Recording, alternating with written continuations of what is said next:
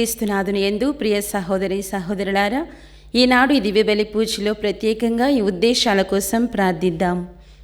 విశాఖపట్నం అగ్రపీఠం జ్ఞానాపురం విచారణ పీల చందన్ కుమార్ ప్రత్యూష దంపతుల వివాహ వార్షికోత్సవం సందర్భంగా వీరి కుటుంబంలో దేవుని దీవెనలు, ఆయురారోగ్యములు, పిల్లలకు మంచి భవిష్యత్తు దయచేయమని మరియు కీర్తిశేషులు పీలా ఆనందరావు గారి ఆత్మకు నిత్య విశ్రాంతి చేకూరాలని కోరుతూ పీలా ఆనందరావు, మేరీ సరోజ, కుమారులు పీలా చందన్ కుమార్, ఇమాన్యువేల్ రాజ్, అరుణ్ రాయప్ప కుమార్, కోడళ్ళు ప్రత్యూష, పూర్ణిమ, మనువడు మనువరాళ్ళు జ్యోతిర్మయి, సులేఖ నిత్య, గాబ్రియేల్ దేవుడు చేసిన మేలులకు కృతజ్ఞతగా సమర్పిస్తున్నారు. ఈనాటి దివ్య బలి పూజతో పాటు జపమాల, కరుణ జపమాల, దివ్య సప్రసాద ఆరాధన, క్రీస్తు సందేశం కార్యక్రమాలు ప్రత్యేకంగా వీరి ఉద్దేశాల కోసం సమర్పించబడుతున్నాయి. వీరి కొరకు ప్రత్యేకంగా ప్రార్థిద్దాం. దివ్యవాణి టీవీ దివ్య బలి పూజ స్థిరనిధి దాతలు శ్రీ ఎర్ర చంద్రశేఖరరావు, శ్రీమతి బి గిరీశ్వరి దంపతుల 28వ వివాహ వార్షికోత్సవం సందర్భంగా దేవుని దీవెనలు, ఆయురారోగ్యములు, శాంతి సమాధానాలు, ఎర్ర వంశీ వైష్ణవీలకు మంచి భవిష్యత్తు, ఉద్యోగంలోనూ వ్యాపారంలోనూ దేవుని దీవెనలు, పి సుందరమ్మ, బి లక్ష్మీలకు ఆరోగ్యములు దయచేయమని కోరుతూ సమర్పిస్తున్నారు.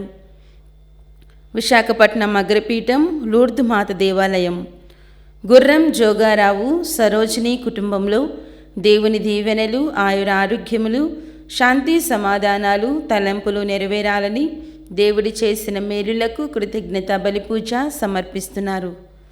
ఈ ఉద్దేశాలతో పాటు మనందరి ఉద్దేశాలు జోడించి ఈ దివ్య బలి పూజలో పాల్గొందాం.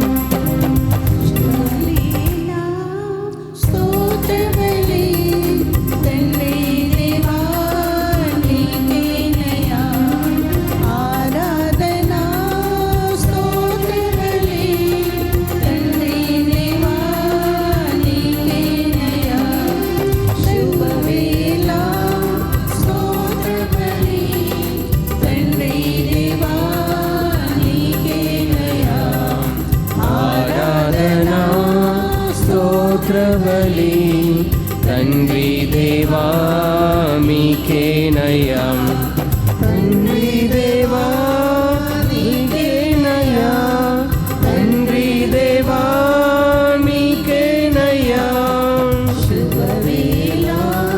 స్తోత్రబలి తండ్రి దేవా మీకేనయ్యా, ఆరాధనా స్తోత్రబలి తండ్రి దేవా మీకేనయ్యా. ప్రభు మీ నిబంధనము స్మరించుకొనుము, పీడితులైన మీ ప్రజలను విస్మరింపకుము. దేవా లేచి నిలబడి మీ పక్షమున నీవే వాదింపుము, నీ శత్రువుల ఘోషను మరచిపోకుము. పితా పుత్ర పవిత్రాత్మ నామమునా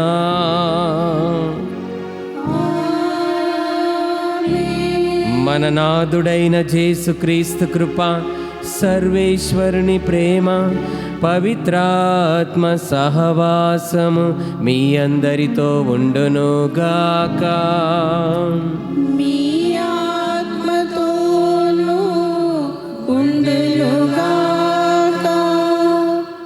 ఈ పూజా బలిని యోగ్యతతో అర్హతతో అర్పించుటకై మనం చేసిన పాపములను ఒప్పుకుందాము.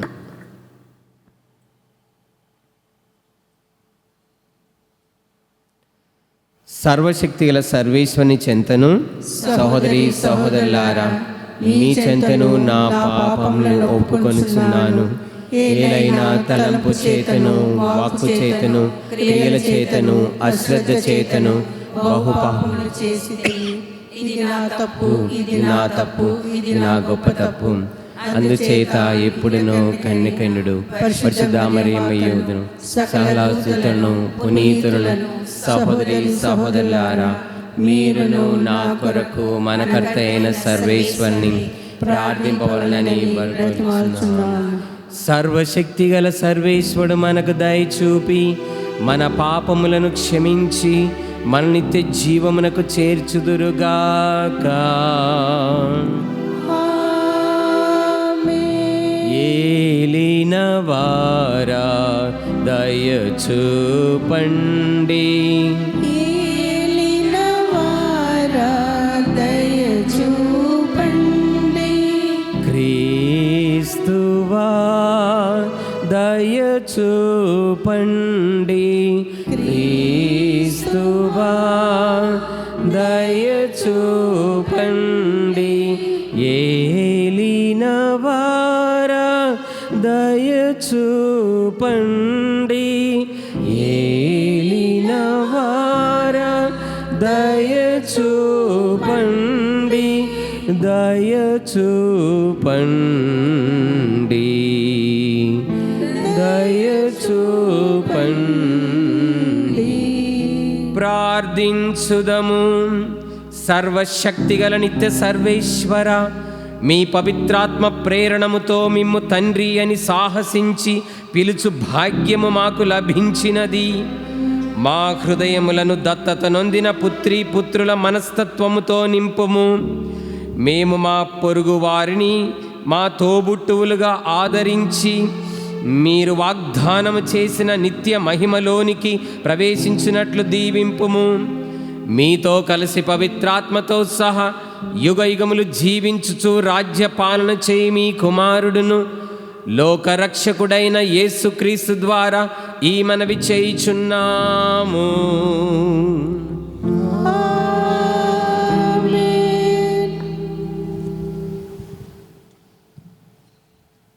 మోషే దేవుని స్తుతించు మరణించెను. నాటి నుండి మోషే వంటి ప్రవక్త ఇజ్రాయేలీలలో మరలా పుట్టలేదు. మొదటి పట్టణము ద్వితీయోపదేశ కాండము 34వ అధ్యాయము 1వ వచనం నుండి 12వ వచనం వరకు. మోషే యోవాబు మైదానము నుండి వెడలిపోయి నెబో కొండయందలి పిస్గా శిఖరమునెక్కెను.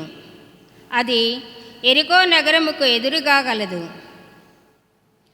అచ్చటి నుండి ప్రభు అతనికి ఆ దేశమునంతటినీ చూపించెను.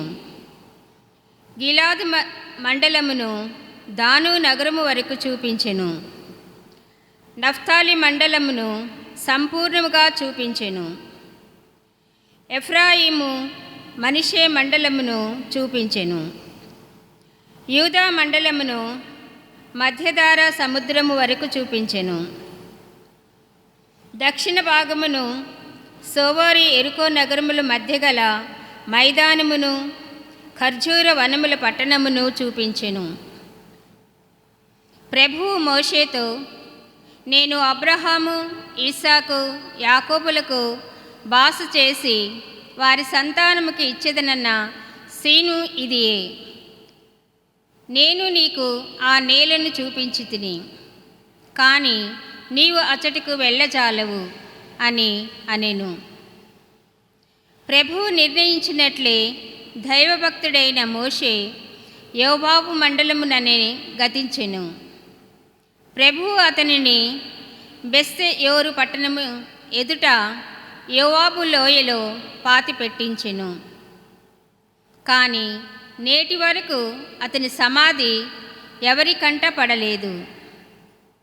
చనిపోవు నాటికి మోషే వయస్సు 120 ఏండ్లు. అయినను అతని దృష్టి మందగింపలేదు, అతని శక్తి సన్నగిల్లలేదు. యోబు మైదానమున ఇజ్రాయేలీలు మోషే కొరకు 30 నాళ్ళు శోకించిరి. ఆ పిమ్మట శోకదినములు ముగిసినవి. మోషే తన చేతులను నూను కుమారుడైన యెహోషువపై ఉంచెను. కనుక అతడు పూర్ణ విజ్ఞానము పడెసెను. ఇజ్రాయేలీలు యెహోషువకు విధేయులై ప్రభువు మోషే ముఖమున ప్రసాదించిన ఆజ్ఞలను పాటించిరి. నాటి నుండి మోషే వంటి ప్రవక్త ఇజ్రాయేలీలలో మరలా పుట్టలేదు. ప్రభువు అతనితో ముఖాముఖి సంభాషించెను. ప్రభువు ఫరోను అతని అధికారులను అతని దేశమును నాశనం చేయుటకై మోషే ముఖమున ఎన్నో అద్భుత కార్యములు ఎన్నో సూచక క్రియలు చేయించెను. ఇజ్రాయేలీల పక్షమున మోషే ఎంతో భయంకరమైన మహాకార్యములు నిర్వహించెను. ఇది ప్రభువు వాక్కు. సర్వేశ్వరునికి వందనములు. కీర్తన. అందరూ నా ఆత్మకు జీవమునిచ్చిన దేవుడు, నా ఆత్మకు జీవమిచ్చిన దేవుడు స్తుతింపబడును. స్తుతింపబడును. సకల జనులారా ఆనందనాదముతో ప్రభును స్తుతింపుడు. కీర్తనలు పాడి అతని దివ్య నామమును మహిమపరుపుడు. మీ స్తుతులతో అతనికి కీర్తిని ఆపాదింపుడు. నీ కార్యములు అద్భుతమైనవి. నీ మహాబలమును చూచి శత్రువులు నీ ముందుట వంగి దండము పెట్టెదురు. అందరూ నా ఆత్మకు జీవమునిచ్చిన దేవుడు, నా ఆత్మకు జీవమిచ్చిన దేవుడు స్తుతింపబడును. స్తుతింపబడును. 2 ప్రభు క్రియలను గమనింపుడు. నరుల కొరకు అతడు చేసిన అద్భుత కార్యములను చూడుడు. అన్యజాతులారా మీరు మా దేవుని స్తుతింపుడు. మీ స్తుతి ఎల్లడలా ప్రతిధ్వనించును కాక. అందరూ నా ఆత్మకు జీవమునిచ్చిన దేవుడు, జీవమిచ్చిన దేవుడు స్తుతింపబడునుగాక. దేవుని పట్ల భయభక్తులు కలవారెల్లరూ విచ్చేసి వినుడు. ప్రభువు నాకు చేసిన మేలును మీకెల్లరకు వినిపింతును. నేను ఆయనకు మొరపెట్టుకుంటుని, ఆయనను కీర్తనలతో స్తుతించుటకు సంసిద్ధుడనైతిని. అందరూ నా ఆత్మకు జీవమునిచ్చిన దేవుడు, నా ఆత్మకు జీవమిచ్చిన దేవుడు స్తుతింపబడును. స్తుతింపబడును.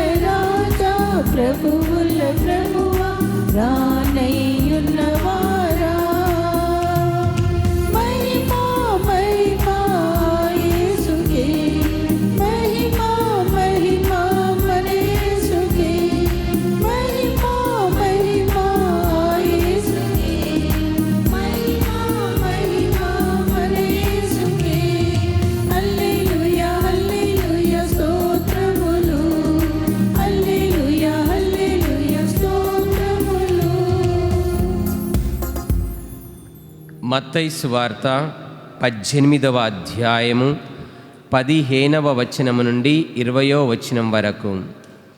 పరలోక ప్రభువు మీతో ఉందురుగాక. మీ ఆత్మతోనూ ఉండుగాక. పునీత మత్తయి గారు వ్రాసిన సువిశేషములోని భాగము. ప్రభువా మీకు మహిమ కలుగునుగాక. నీ సోదరుడు నీకు విరుద్ధముగా తప్పిదము చేసిన ఎడల నీవు పోయి అతనికి తన దోషములను ఒంటరిగా నిరూపించి బుద్ధి చెప్పుము. నీ మాటలు అతడు ఆలకించిన ఎడల వానిని నీవు సంపాదించుకొనిన వాడవు అవుతావు. నీ మాటలు అతడు ఆలకింపని ఎడల ఒకరిద్దరిని నీ వెంట తీసుకొని పొమ్ము. ఇట్లు 2-3 సాక్షులు పలుకు ప్రతి మాట స్థిరపడుతుంది. అతడు వారి మాట కూడా వినని ఎడల సంఘమునకు తెలుపుము. ఆ సంఘమును కూడా అతడు లెక్కింపని ఎడల వానిని అవిశ్వాసిగాను సుంకరిగాను పరిగణింపుము. భూలోకమందు మీరు వేనిని బంధింతురో అవి పరలోకమందును బంధింపబడును. భూలోకమందు మీరు దేనిని విప్పుదురో అవి పరలోకమందు విప్పబడునని మీతో నిశ్చయముగా చెప్పుచున్నాను.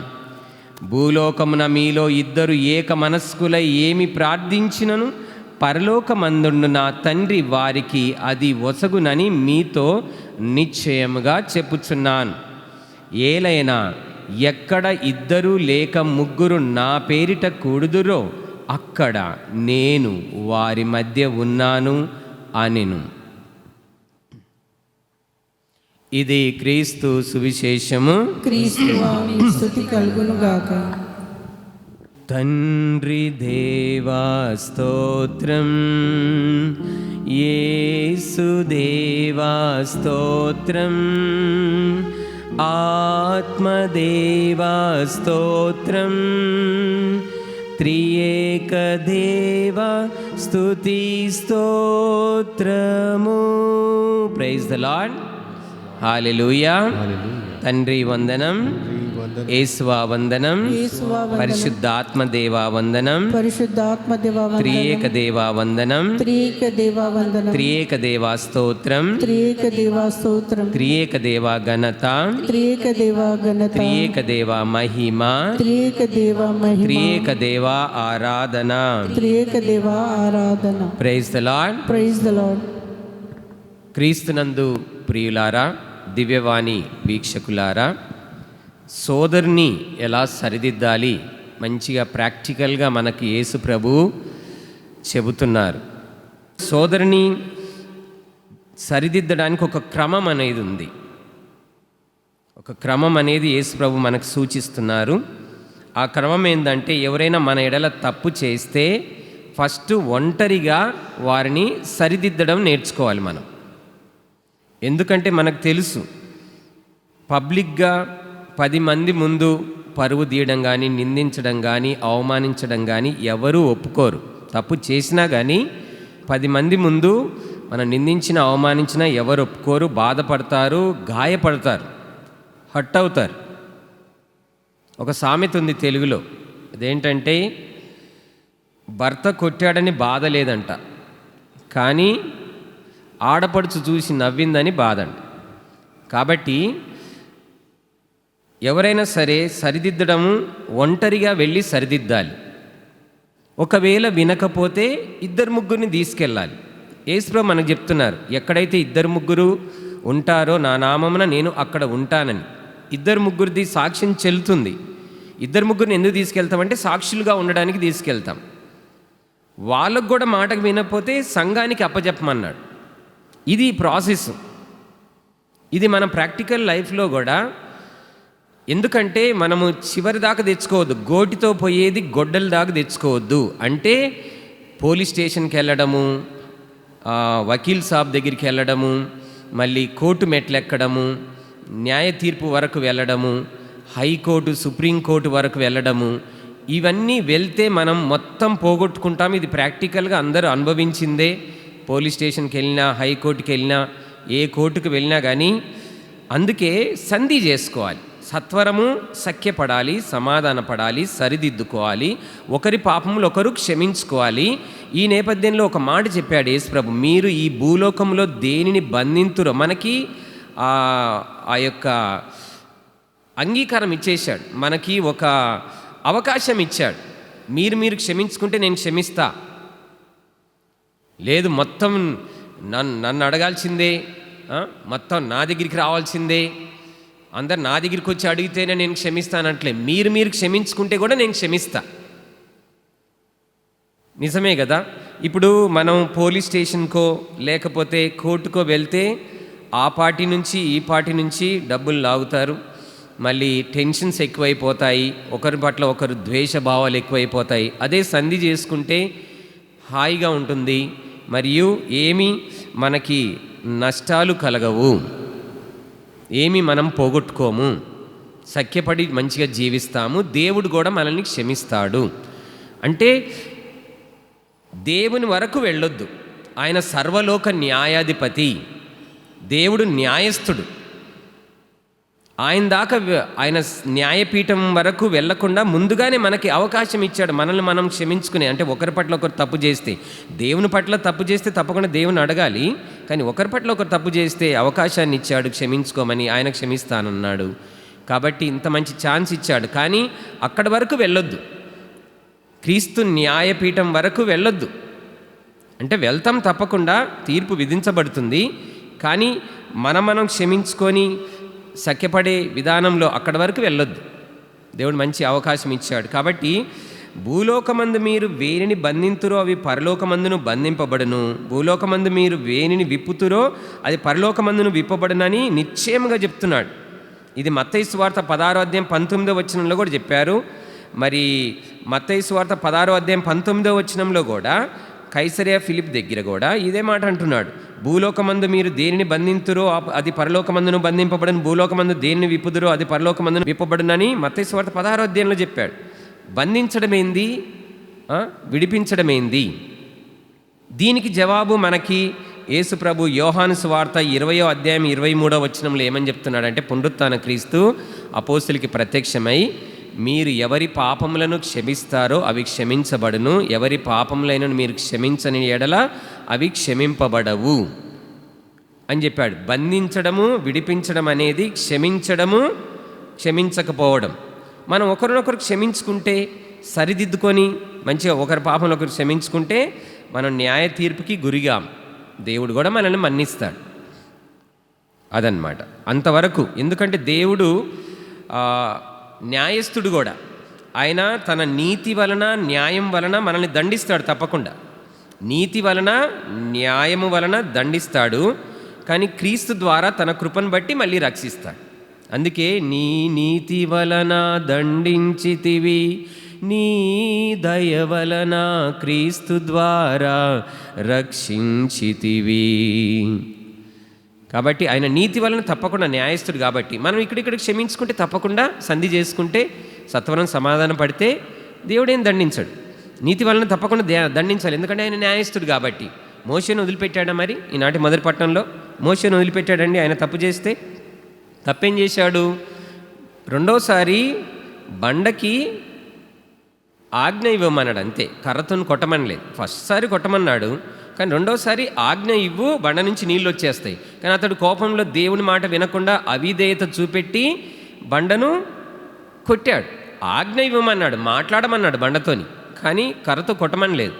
చూడండి, అక్కడ అవిధేయత అనేది కనపడుతుంది. కొట్టమంటే కొట్టాలి, మాట్లాడమంటే మాట్లాడాలి, అంతే. Do and die, don't ask why అన్నట్టుగా ఉంటుంది. కాబట్టి ఏం చేయమంటే అదే చేయాలి. ఇప్పుడు ఒకడంట మొక్క తీసుకొచ్చాడంట, మిలిటరీ క్యాంపస్లో మొక్క తీసుకొచ్చాడంట, దానికి వేర్లతో సహా తీసుకొచ్చాడు. ఆ మిలిటరీ ఆ కెప్టెన్ ఏమని చెప్పాడంట, ఆ మొక్కని వేర్లు పైకి పెట్టి ఆకులు లోపలికి నాటమన్నాడంట. అదేం సారు, ఆకులు లోపల నాటడం ఏంది, వేర్లు కదా లోపల నాటాడంటే do and die, don't ask why. చెప్పింది చేయాలంతే. అవిధేయత చూపెట్టద్దు. అవిధేయత చూపెడితే శిక్ష తప్పదు. ఆయన న్యాయస్థుడు కాబట్టి శిక్ష తప్పదు అవిధేయతకు. అందుకే మోషేను వదిలిపెట్టలేదు. చూడండి, మోషేను వదిలిపెట్టలేదు, దావీదును వదిలిపెట్టలేదు, దేవదూతలను కూడా వదిలిపెట్టలేదు. ఇక్కడ దేవదూతలను వదిలిపెట్టాడా? చూడండి, దేవదూతల్ని పేతురు రాసిన 2వ లేఖ 2వ అధ్యాయము 4వ వచనము, ఏలైనా పాపులైన దేవదూతలనే దేవుడు వదలలేదు, వారు పాపము చేసినప్పుడు ఆయన వారిని పాతాళమునందలి చీకటి బిలములో త్రోసి తీర్పు దినము వరకు కావలి యందు ఉంచెను. దేవదూతల్ని వదిలిపెట్టలేదు, దావీదు మహారాజు తప్పు చేస్తే వదిలిపెట్టలేదు. మరి ఇక్కడ కూడా మోషేని కూడా విడిచిపెట్టలేదు. మోషేని విడిచిపెట్టలేదని మనకు ఎలా తెలుస్తుందంటే, ఇప్పుడు 120 సంవత్సరాలు వచ్చాయి మోషేకి. 120 సంవత్సరాలు వచ్చినా కానీ కళ్ళు మాత్రం చాలా షార్ప్, ఒక డేగ కన్నులాగా ఎంత దూరమైనా కానీ ఆ కళ్ళు చూడగలుగుతాయి. మనకి 60 సంవత్సరాలకు వస్తేనే కళ్ళల్లో పొరలు వచ్చేస్తాయి, దృష్టి మందగించిపోతుంది, మనం మంచిగా చూడలేం. కానీ మోషే కళ్ళు అయినను అతని దృష్టి మందగించలేదు, అతని శక్తి సన్నగిలలేదు. శక్తి చాలా ఉంది, దృష్టి కూడా దూరదృష్టి, మళ్ళీ అంటే దూరపు వస్తువులను కూడా చూసే శక్తి. అందుకే అక్కడి నుంచి ఇక్కడ మోవాబు మైదానం నుండి బయలుదేరి ఎరికో నగరానికి ఎదురుగా ఉన్నటువంటి నెబో కొండ మీద పిస్గా శిఖరం ఉంది, ఆ శిఖరం మీదకి ఎక్కాడు పైన. అక్కడి నుంచి దూరం నుంచి చూడగలిగాడు, దృష్టి మందగించలేదు, దూరం నుంచి వాగ్దాన భూమిని చూయించాడు. ఇక్కడ చూడండి వాక్యాలు ఏమనుందంటే, గిలాదు మండలము నుండి దాను నగరం వరకు చూపించెను, నఫ్తాలి మండలం నుండి సంపూర్ణంగా చూపించెను, ఎఫ్రాయిము మనస్సే మండలమును చూపించెను, యూదా మండలమును మధ్య ధరా సముద్రం వరకు చూపించెను, దక్షిణ భాగమును సోవరు ఎరుకో నగరముల మధ్య గల మైదానము ఖర్జూర వనములు పట్టణములు చూపించెను. ప్రభువు మోషేతో, నేను అబ్రహాం ఈసాకు యాకోబులు బాస చేసిన వారి సంతానము ఇచ్చేదనన్న సీమ ఇదియే, నేను నీకు ఈ నేలను చూపించి తిని. చూపించెను దూరం నుంచి పిస్గా శిఖరమును మించి చూయించాడు, దూరం నుంచి చూయించాడు. ఎందుకు దూరం నుంచి చూయించాడు? ఇంత కష్టపడి వాళ్ళని తీసుకొని వచ్చాడు, వాగ్దాన భూమిలో అడుగుపెట్టే ఛాన్స్ ఇవ్వలేదు. ఎందుకు ఇవ్వలేదు? ఇక్కడ నీకు నేను ఆ నేలను చూపించి తిని, కానీ నీవు అచ్చటకు వెళ్ళజాలవు. ఎందుకు వెళ్ళజాలవంటే, ఆ బండతోని మాట్లాడమంటే కర్రతోని కొట్టావు, అవిధేయత చూపెట్టావు. కాబట్టి అవిధేయతకు శిక్ష తప్పదు, ఎందుకంటే దేవుడు న్యాయస్థుడు, నీతిగల న్యాయాధిపతి, తన నీతి వలన తప్పకుండా పనిష్మెంట్ ఇస్తాడు. కాబట్టి మనం ఇక్కడనే సఖ్యపడితే ఇంకా పనిష్మెంట్ రాదు, తప్పించుకోవచ్చు.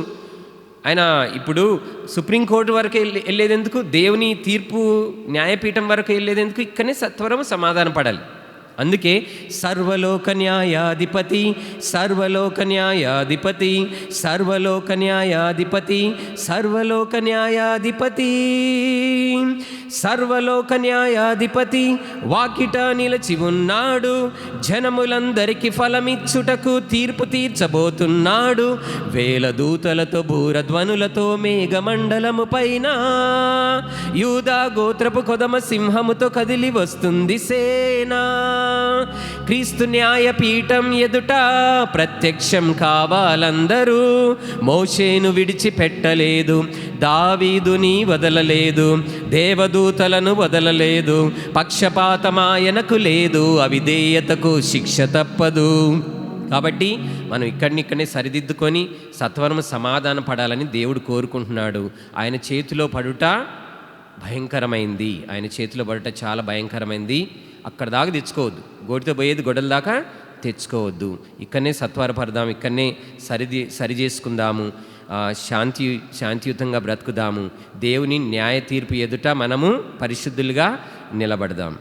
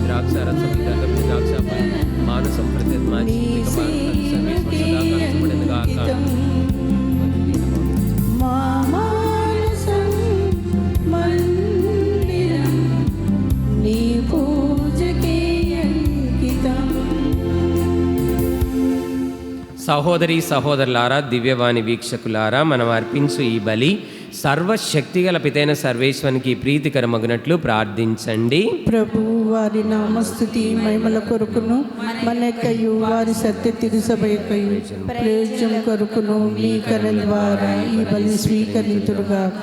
ఓ ప్రభువా, మీ శ్రీ సభ సమర్పించు అర్పణలను సంప్రీతితో స్వీకరింపుము. మీకు సమర్పించు నిమిత్తము మీరే వీటిని మాకు ప్రసాదించితిరి.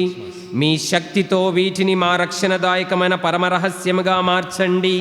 మా రక్షకుడు క్రీస్తు ద్వారా ఈ మనవి చేయుచున్నాము. ప్రభు మీతో ఉందురుగాక. మీ ఆత్మతో ఉండునుగాక. మీ మనస్సులను ఉన్నతమునకు త్రిప్పండి. ప్రభు వైపు త్రిప్పి ఉన్నాము. మన దేవుడైన పరలోక తండ్రికి కృతజ్ఞత తెలుపుదము. కృతజ్ఞత తెలుపుట యుక్తము న్యాయము. ప్రభువైన దేవా, పరిశుద్ధుడా, మహోన్నతుడా, ఎల్లప్పుడూ ఎచ్చోటను మేము మీకు కృతజ్ఞత వందనములు మా ప్రభువైన క్రీస్తు ద్వారా చెల్లించుట యుక్తము, న్యాయము, ధర్మము, రక్షణదాయకము. ఎందుకనగా మీరు లోకమును ఎంతగానో ప్రేమించి కనికరముతో మాకు రక్షకుని ప్రసాదించితివి. పాపము మినహా అన్ని విషయములను అతడు మావలే జీవించున్నట్లు చిత్తగించితిరి. ఈ విధముగా మీ కుమారుని యందు మీరు ప్రేమించిన దానినే మాయందును ప్రేమింప తలంచితిరి. మా అవిధేయత వలన పాపము కట్టుకొని మేము పోగొట్టుకొనిన అనుగ్రహములను మీ కుమారుని విధేయత ద్వారా మరలా పొందగలుగుచున్నాము. కనుక ప్రభువా, మేము మీకు వందనములు అర్పించుచు దూతల సమేతముగా మిమ్ము స్తుతించుట ఎట్లనగా, దళాధిపతైన సర్వేశ్వరుడు పవిత్రుడు పవిత్రుడు పవిత్రుడు, పరలోకమును భూలోకమును మీ మహిమతో నిండి ఉన్నవి. మహోన్నతమున హోసాన్నా. ప్రభు నామమున వేంచేయువారు ధన్యులు. మహోన్నతమున హోసాన్నా. మహా ఉన్నత స్థలములలో ప్రభువా మీకు హోసానా స్తుతి గీతాలు, జయగీతాలు పాడుతాం. ఎందుకంటే మీరు నిజంగానే పరిశుద్ధులు, సర్వ పవిత్రతకు ఊటై మీరే. కావున ఏలినవారా, ఈ కానుకలను మీ సముఖమునకు తెచ్చి ఉన్నాము. పవిత్రాత్మ ద్వారా వీనిని పవిత్రపరచ బ్రతిమాలు కొనుచున్నాము. ఈ విధమున ఇవి మా నాథుడును మీ కుమారుడునైన యేసుక్రీస్తు శరీర రక్తములు అగునుగాక. వారి ఆజ్ఞ ప్రకారమే ఈ కృతజ్ఞతార్చనను నెరవేర్చుచున్నాము. వారు అప్పగింపబడనున్న రాత్రి అప్పమునందుకొని మీకు కృతజ్ఞతా వందనములు చెప్పి స్తుతించి త్రుంచి శిష్యులకిచ్చుచు ఇట్లనిరి, మీరందరూ దీనిని తీసుకొని భుజింపుడు. ఎందుకంటే ఇది మీ కొరకు అప్పగింపబడనున్న నా శరీరము.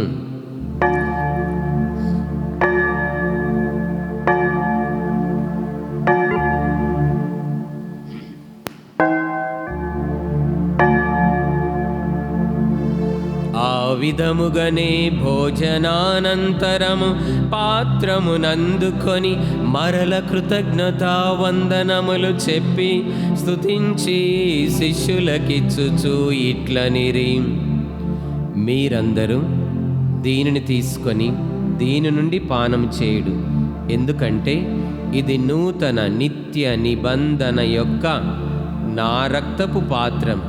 ఇది మీ కొరకును ప్రజలందరి కొరకును పాప పరిహారమునకై ధారపోయబడును.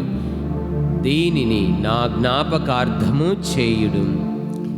యేసుక్రీస్తు వందనము, ప్రేమ స్వరూప వందనము. ఇది విశ్వాస రహస్యము.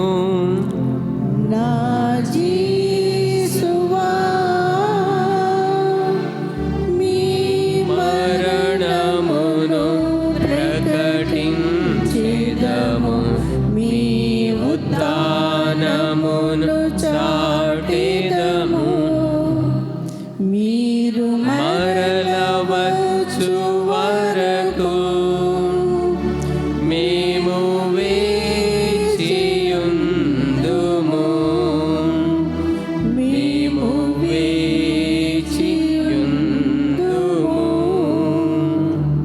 కనుక తండ్రి మీ దివ్య కుమారుని రక్షణాయుతమగు శ్రమలను, అద్భుతమైన ఉత్థానమును, మోక్షారోహణమును స్మరించుచు రెండవ రాకలో మరల వస్తారని ఎదురు చూచు మేము ఈ పవిత్ర జీవన బలిని కృతజ్ఞతతో మీకు అర్పించుచున్నాము.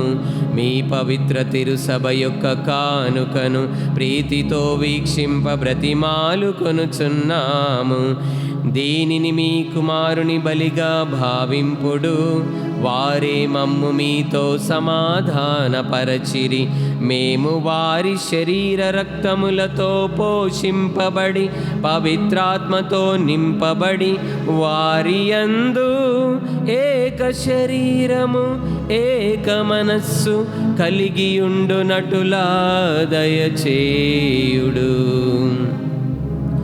ఆ యేసు ప్రభువే మమ్ము మీకు నిత్య కానుగా ఉనర్చెదరుగాక. ఈ విధంగా మీరు ఎన్నుకొనిన పుణ్యాత్ములతోనూ, ముఖ్యంగా దేవుని కన్యతలకు మేరీ మాతతోనూ, పునీత జోజప్ప గారితోనూ, అపోస్తులతోనూ, ఆది నుండి మీకు సేవ చేసిన పుణ్యాత్ములందరితోనూ మాకు నిత్య జీవంలో భాగమును దయచేయుడు. ఉత్థానం అవుతామనే నమ్మకంతో చనిపోయిన మా సహోదరి సహోదరులను, మీ కృపేందు చనిపోయిన వారందరినీ స్మరింపుడు, వారిని దివ్య ప్రకాశంలోనికి చేర్చుకుని మా అందరికీ దయచూపుడు. మేమును అచ్చట చేరి మీ మహిమను కళ్ళారా చూస్తూ నిత్యము సంతోషించుదుముగాక. మా ప్రభు అయిన క్రీస్తు ద్వారా ఈ మనవి చేయుచున్నాము. వారి ద్వారా మీరు సకల మేలులను ఈ లోకమునకు దయచేయుచున్నారు.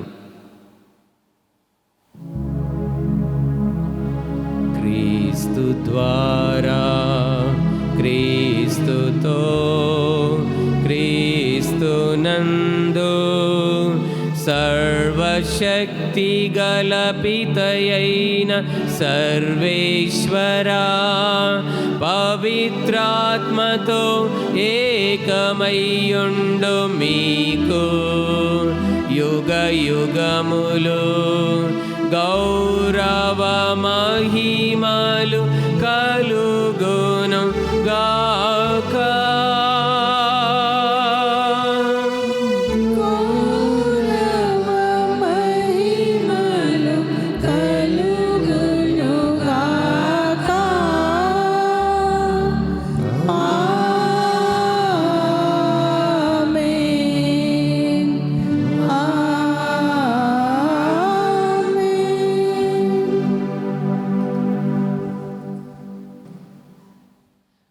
మన రక్షకుడిచ్చిన పరమోపదేశముననుసరించి ప్రార్థింప సాహసింతము.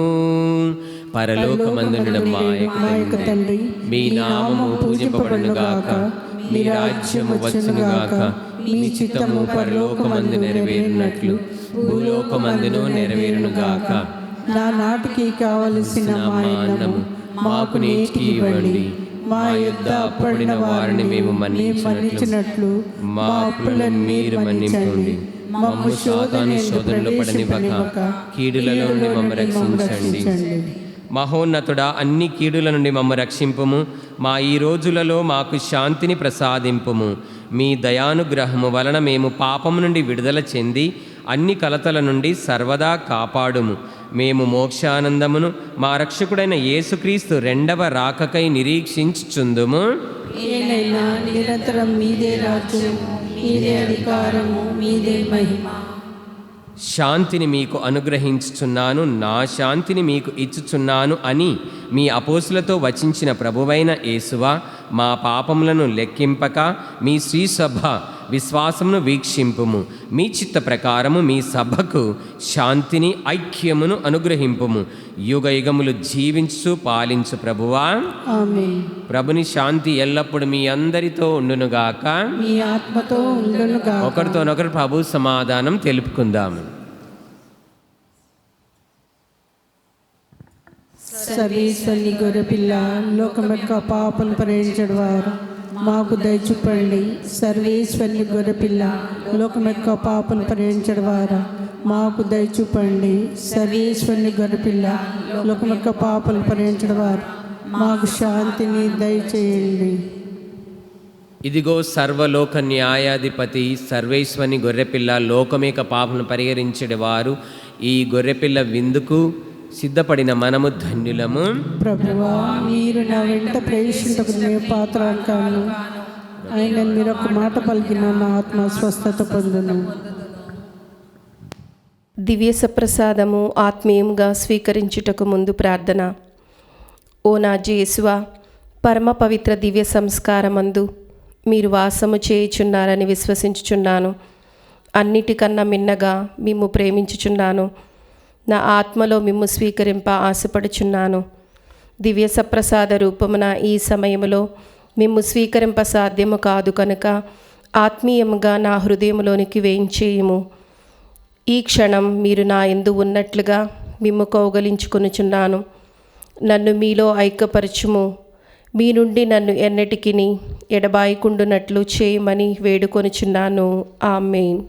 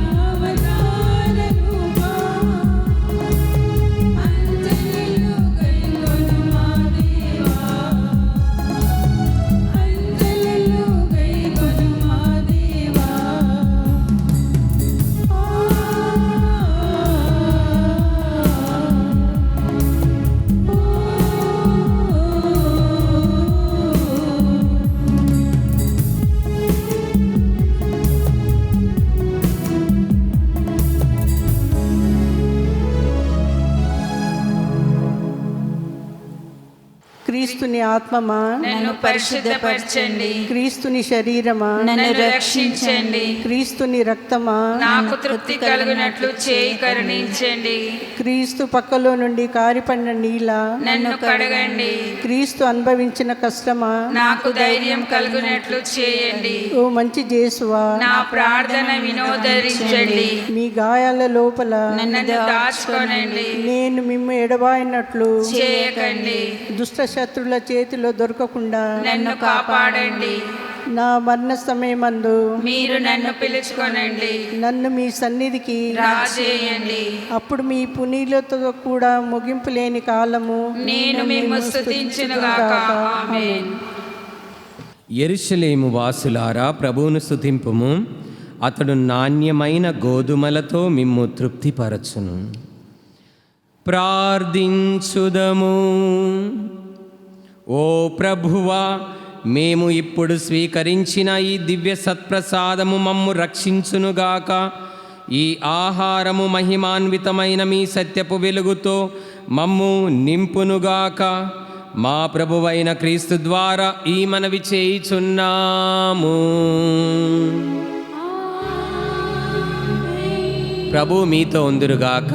మీ ఆత్మతో ఉందురుగా. సర్వశక్తిగల సర్వేశ్వరుడు పిత పుత్ర పవిత్రాత్మలను దీవించి కాపాడుదురుగాక. సమాధానంతో వెళ్ళి క్రీస్తు కృపలో జీవించుదాము. సర్వేశ్వరునికి వందనములు.